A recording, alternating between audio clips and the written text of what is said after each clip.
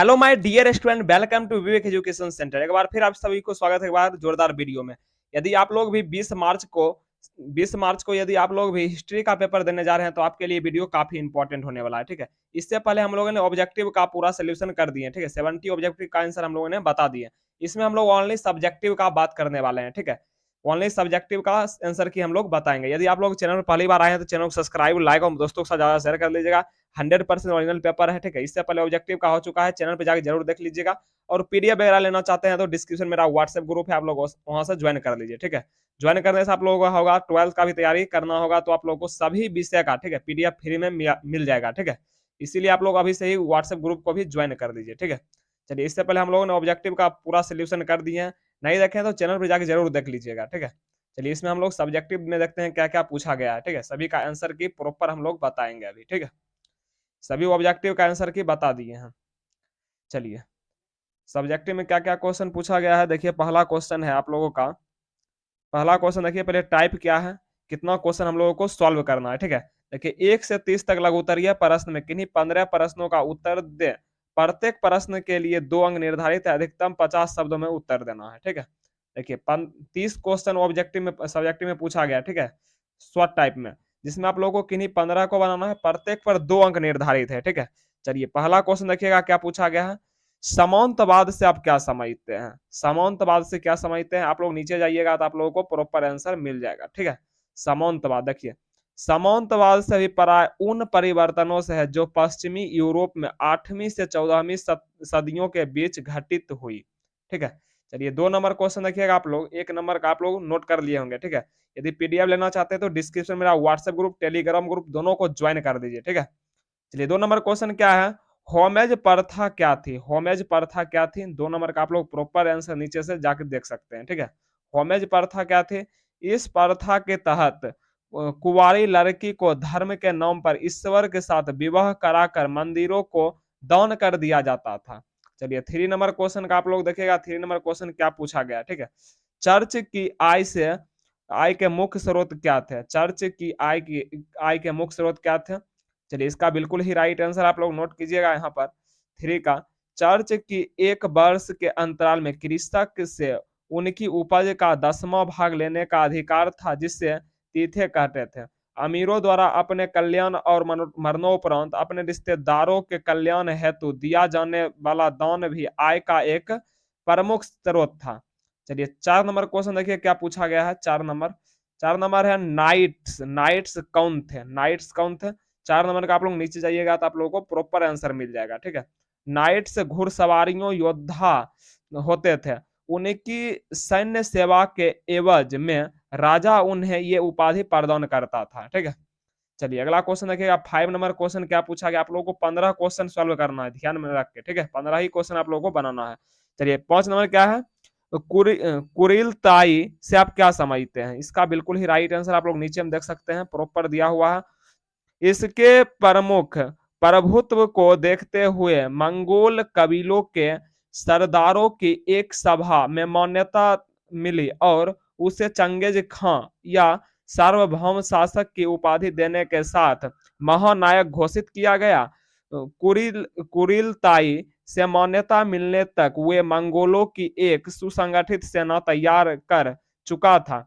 उसकी पहली इच्छा चीन पर विजय प्राप्त करना था। ठीक है, यदि आप लोग अभी तक चैनल को सब्सक्राइब नहीं किए तो जरूर कर लीजिए। ठीक है, 5 सभी आप लोगों का वायरल पेपर सबसे पहले यहाँ पर आप लोगों को मिल जाएगा। ठीक है, चलिए चलिए 6 नंबर क्वेश्चन देखिएगा आप लोग। मार्को पोलो कौन थे, वह किसके दरबार में चीन में आया गया था। ठीक है, मार्को पोलो कौन था। ठीक है, 6 नंबर का आप लोग नीचे में आप लोग आंसर की देख सकते हैं। ठीक है, पांड्य साम्राज्य में मार्को पोलो एक इतालवी यात्री था जिन्होंने 1288 से 1292 ईस्वी के दौरान पांड्य साम्राज्य के शासन काल में भारत का दौरा किया था। ठीक है, चलिए 7 नंबर क्वेश्चन क्या पूछा गया है, आप लोग देखिए, चैनल को आप लोग जरूर सब्सक्राइब कर लीजिए। ठीक है, चलिए 7 नंबर है, यायावर जातियों पर युद्ध धर्म के दो प्रभावों का उल्लेख करें। चलिए 7 नंबर का आप लोग नीचे जाके देख सकते हैं प्रॉपर आंसर। ठीक है, बौद्ध धर्म के अत्यंत गहरे दर्शन में भारतीय दर्शनों का प्रभावित कर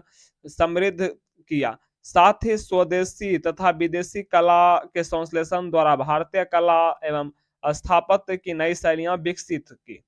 चलिए 8 नंबर क्वेश्चन आप लोग नीचे यहां से देख लीजिए क्या पूछा गया 8 नंबर। खनाबदोष किसे कहते हैं? खनाबदोष किसे कहते हैं? 8 नंबर क्वेश्चन का आप लोग यहां से प्रॉपर आंसर देख सकते हैं। कोई भी ऐसा प्राणी जो अपने खाने की खोज में इधर उधर या अवातार भटकता हो उसे खनाबदोष कहते हैं। ठीक है, चलिए 9 नंबर क्वेश्चन आप लोग देखिए क्या पूछा गया है। 9 नंबर क्वेश्चन देखिएगा आप लोग। यास यास के दो महत्वपूर्ण यास का के दो महत्व का वर्णन करना है। ठीक है, 9 का आप लोग यहाँ से आंसर की देख सकते हैं। ठीक है, आप लोग चैनल को जरूर सब्सक्राइब कर लीजिएगा। ठीक है, सभी वायरल पेपर आप लोगों का 12th में भी मिलेगा यहाँ पर। ठीक है, चलिए यहाँ देखिएगा 9 नंबर। यास का मुख्य उद्देश्य दुराचार को दंडित करना, खनाबदोष कुली को एक साथ लाना और उसके आदेशों का पालन करना था। चलिए 10 नंबर क्वेश्चन देखिएगा आप लोग क्या पूछा गया है। 10 नंबर देखिएगा आप लोग। चार्ल्स डार्विन कौन थे? उनकी पुस्तक का नाम लिखना है। ठीक है, उसकी पुस्तक का क्या नाम था? चलिए चार्ल्स डार्विन कौन था? देखिए यहाँ पर आप लोगों को प्रॉपर आंसर 10 का मिल जाएगा। ठीक है, चलिए 10 नंबर का देखिएगा।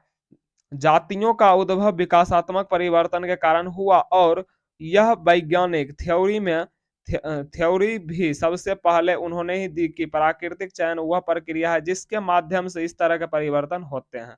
चलिए अगर 11 नंबर क्वेश्चन पर हम लोग पहुंच गए हैं। ठीक है, 11 नंबर क्वेश्चन देखिएगा। प्यूनिक युद्ध का क्या कारण था? प्यूनिक युद्ध का क्या कारण था? 11 का आप लोग नीचे जाके आंसर की देख सकते हैं सभी का। ठीक है, 11 का कार्थोजियन नौसैनिक लाभ के बावजूद मेसिना जलडमरू मध्य के रोमन काउंसिल का अप्रभावी रूप से विरोध किया था। ठीक है, चलिए 12 नंबर क्वेश्चन देखिए क्या पूछा गया है। 12 नंबर आप लोग प्रॉपर 100% सही सही आंसर है। ठीक है, अमेरिका के मूल निवासियों के प्रति रूसों के विचार क्या थे? ठीक है, चलिए 12 का आप लोग यहाँ से आंसर की देख सकते हैं 12 नंबर का। ठीक है, अमेरिका के मूल निवासी जनसंख्या के लिए चेचक विशिष्ट रूप से जानलेवा साबित हुआ। अक्सर यूरोपीय अन्वेषणों के तुरंत बाद महामारियां फैल जाती थी और कभी कभी ये पूरे गांव की जनसंख्या को नष्ट कर देती थी। ठीक है, चलिए 13 नंबर क्वेश्चन आप लोग यहाँ से देखिए। 13 नंबर क्वेश्चन क्या पूछा गया है। सोने के लिए होर से आप क्या समझते हैं? 13 नंबर क्वेश्चन आप लोग यहाँ से आंसर की नोट कर लीजिए। ठीक है, 13 नंबर क्या है। स्वर्ण होर या स्वर्ण दौर उस समय को कहते हैं जब किसी स्थान पर सोने की खोज के बाद उस स्थान पर बड़ी संख्या में लोग और कर्मी पहुंचने लगते हैं। चलिए 14 नंबर क्वेश्चन पर हम लोग पहुंच गए हैं। ठीक है, आप लोग चैनल को अभी तक सब्सक्राइब नहीं किए तो चैनल को जरूर सब्सक्राइब कर लीजिए। ठीक है, 14 नंबर क्वेश्चन क्या गया है। शोगुन कौन थे? उसके बाद है बक्सर विद्रोह क्यों हुआ? ठीक है, चलिए 14 नंबर क्वेश्चन का पहले हम लोग आंसर देखेंगे, उसके बाद 15 नंबर का। ठीक है, शोगुन शोगुन यह एक राजकीय उपाधि था जो इतना से इतना ईस्वी तक में जापान के सम्राट के महामंत्री या सेनापति को दी जाती थी। चलिए बक्सर विद्रोह की शुरुआत 1898 में चीन में यूरोपीय साम्राज्य और ईसाई धर्म के विस्तार के विरुद्ध हिंसक आंदोलन से शुरू हुआ जो बक्सर के विद्रोह के से जाना गया। इसका नेतृत्व चीन के युहुआन नाम के एक धार्मिक संगठन ने किया था जिसकी ओर से लड़ने वाले चीनी मार्शल आर्ट्स में निपुण हुआ करते थे। ठीक है, चलिए अब हम लोग लॉन्ग क्वेश्चन में चलते हैं। देखिए पहले लॉन्ग क्वेश्चन क्या क्या पूछा गया है। शॉर्ट क्वेश्चन हम लोगों ने 15 का आंसर की 100% सही सही बता दिए। ठीक है, आप लोग पीडीएफ वगैरह भी ले सकते हैं, डिस्क्रिप्शन में मेरा व्हाट्सएप ग्रुप है, वहां से ज्वाइन करके। ठीक है, या आप लोग स्क्रीनशॉट करके आप लोग लिख सकते हैं। ठीक है, चलिए दीर्घ उत्तरीय प्रश्न में देखिए 1 से 38 तक प्रश्नों में। ठीक है, प्रत्येक प्रश्न के लिए 5 अंक निर्धारित है। 100 से 200 वर्ड में लिखना है। ठीक है, चलिए 4 क्वेश्चन आप लोगों को 8 में 4 सब्जेक्टिव का क्वेश्चन बनाना है 5 मार्क्स का लॉन्ग क्वेश्चन में। ठीक है, 4 क्वेश्चन ही मात्र बनाना है। ठीक है, चलिए 4 क्वेश्चन का आंसर हम लोग फटाफट बता देते हैं।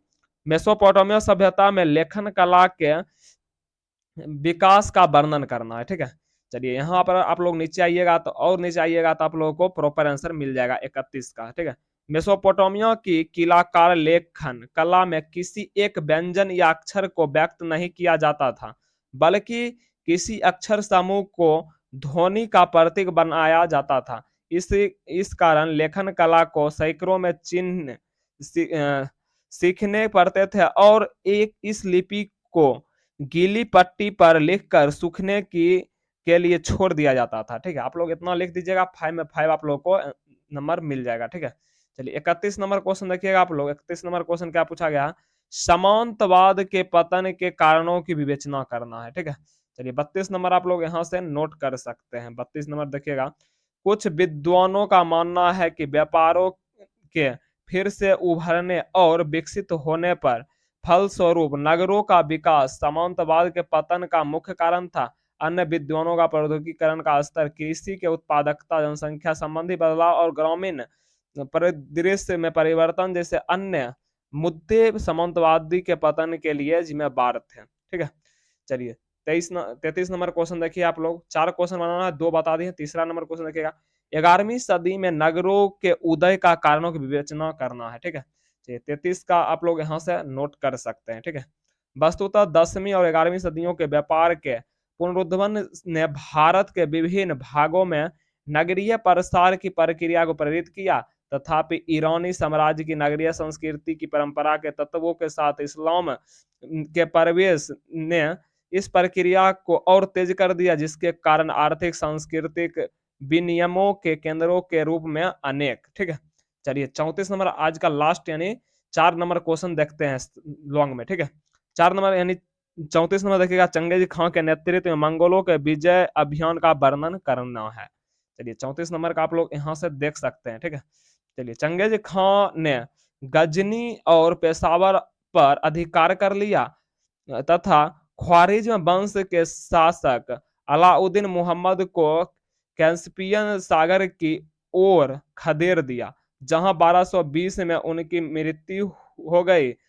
उसका उत्तराधिकार जलालुद्दीन मंगोल वर्णी हुआ और मंगोलों के आक्रमण से भयभीत होकर गजनी चला गया। चंगेज खान ने उसका पीछा किया और सिंधु नदी के तट पर उसको हरा दिया। ठीक है, इस प्रकार मैं आशा करता हूं आप लोगों ने शॉर्ट और लॉन्ग दोनों का आंसर की नोट कर लिए होंगे। नहीं तो आप लोग पीडीएफ में लेना चाहते हैं तो डिस्क्रिप्शन में मेरा व्हाट्सएप ग्रुप, टेलीग्राम ग्रुप आप लोग दोनों को ज्वाइन कर लीजिए। ठीक है, यदि चैनल को सब्सक्राइब नहीं किए तो चैनल को भी जरूर सब्सक्राइब कर लीजिएगा। ठीक है, एक सब्सक्राइब और एक लाइक से हम लोगों को बहुत ही मोटिवेट मिलता है, जिससे आप लोगों को सबसे पहले पेपर दिया जाता है यहाँ पर। ठीक है, ये चलिए 12th की तैयारी करने के लिए भी आप लोग जुड़ जाइए विवेक एजुकेशन सेंटर से। ठीक है, आप लोगों को यहाँ पर 100% कवर किया जाएगा। ठीक है, यदि आप लोग पूरा साल, ठीक है, हर एक वीडियो को देख लेते हैं मेरा 12th का, तो आप लोग 90 to 95% स्कोर कर सकते हैं। ठीक है, आज के लिए इतना ही, फिर मिलते हैं किसी नेक्स्ट वीडियो में।